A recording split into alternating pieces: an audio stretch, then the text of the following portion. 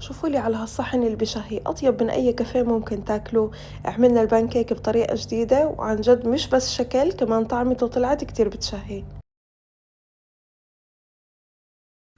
بوعاء حطيت عندي الحليب، البيضة والفانيلا، الزبدة الدايبة والسكر، وبقلبهم كلهم هيك مع بعض بالشبك اليدوي. بعدين بحط المواد الجافة اللي هي عبارة عن كوب طحين زائد معلقتين كبار، والبيكنج باودر. طبعا أهم إشي إني أنخله عشان البيكنج باودر بكون فيه كتل، وبقلبهم لحتى الخليط يصير عندي ناعم. المقادير كلها بالأكواب والملعقة المعيارية الممسوحة.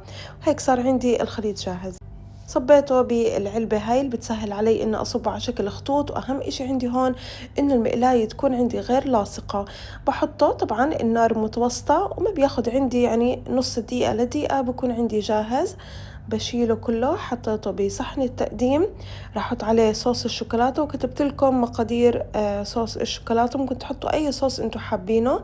حطيت عليه فواكه الموجودة عندكم، شوي من صوص البيستاشيو، شوي من البيستاشيو كمان المطحون. وهيك صار جاهز. جربوه، صحتين وألف عافية.